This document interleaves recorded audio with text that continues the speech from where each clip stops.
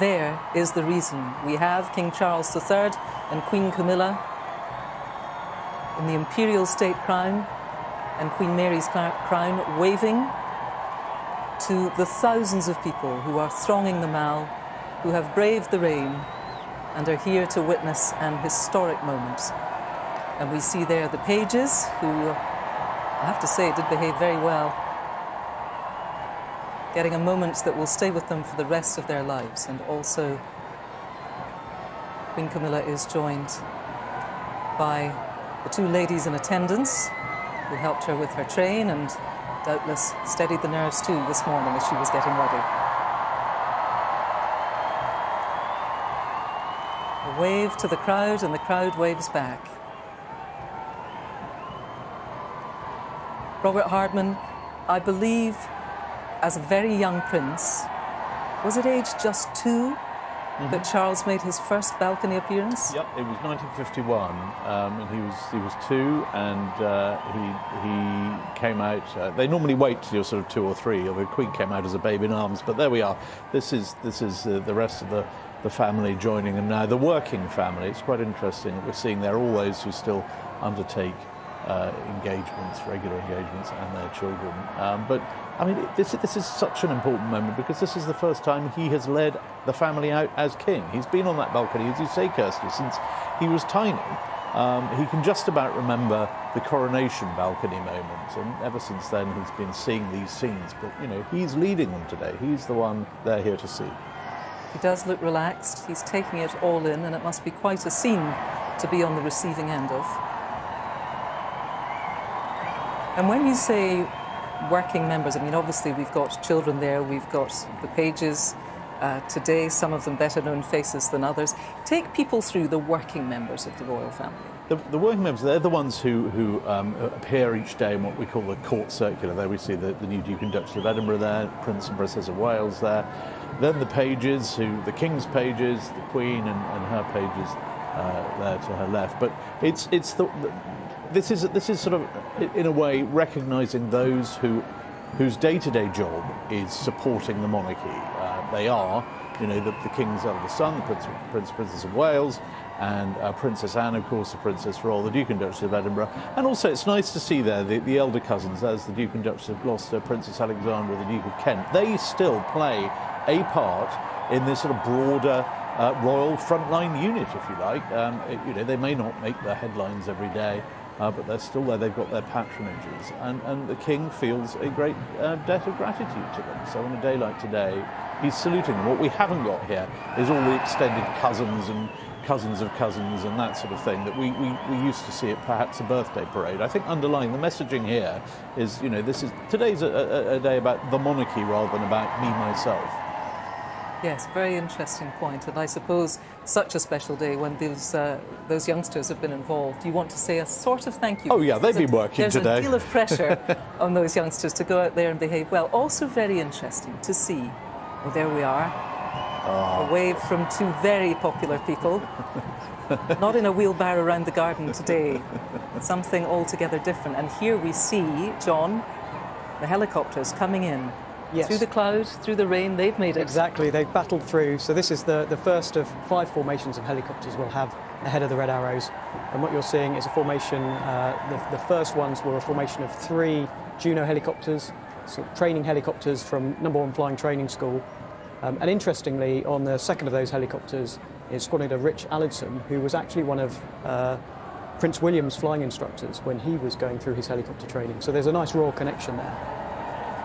And also interesting that the helicopters can fly lower, so that's one of the reasons it's safe for them. They can, and they have slightly different rules when it comes to cloud base and how close to the weather they can get because of their slower speed.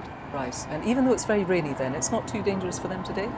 It's within the safety limits. It's right on the edge, which is why unfortunately we couldn't get the other aircraft, but absolutely within limits for the helicopters and for the Red Arrows. And so they're coming right overhead. Hear them now.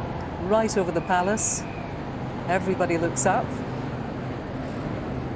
And so at the top of the screen. Sorry, go ahead. So the top of the screen there was the army formation, so a Wildcat and 2 of the AH-64s. So they're coming over now. So we've got formations initially from the Navy, then the Army, then the Royal Marines, and then finally the Royal Air Force. And the King and the Prince of Wales both looking up there and understanding both as helicopter pilots. That's interesting. It is. They know what it takes. Well, we've got the first monarch who can fly a helicopter.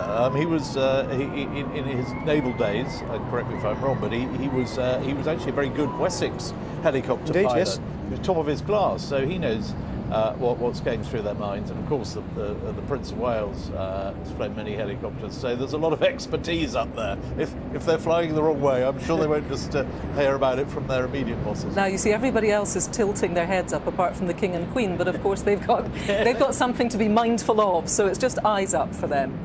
It's an occupational hazard of the head that wears the crown is you can't look down, as the Queen used to say. You've got to read your speech looking straight ahead. So they're making a fair sound. We can see the windows of the palace there even having a little shudder as those helicopters went past. And one of the things that I certainly wondered today is, how would the crowds be? Would it be a huge crowd? And we have a very definite answer, Robert Hardman, in that. Yeah, we do. I mean, the crowds aren't as big as they possibly could be because of the new sort of the system they have for sealing off the processional area.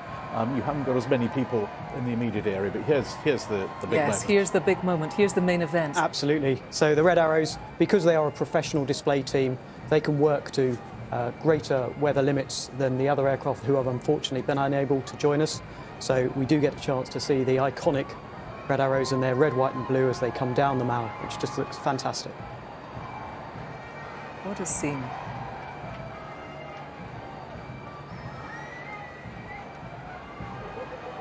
They're currently in their 59th season. They've got another 60 displays to do this year. And where are those displays? Are they all over the world, or do they tend to be in the British Isles? So the majority in the British Isles, but they do go all over the world. And this is the moment.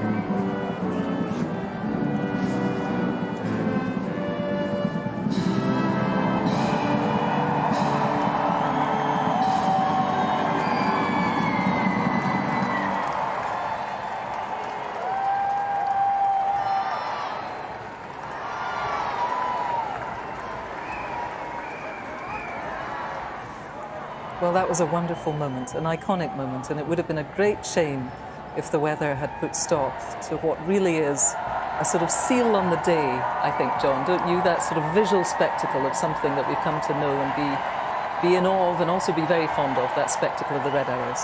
Absolutely.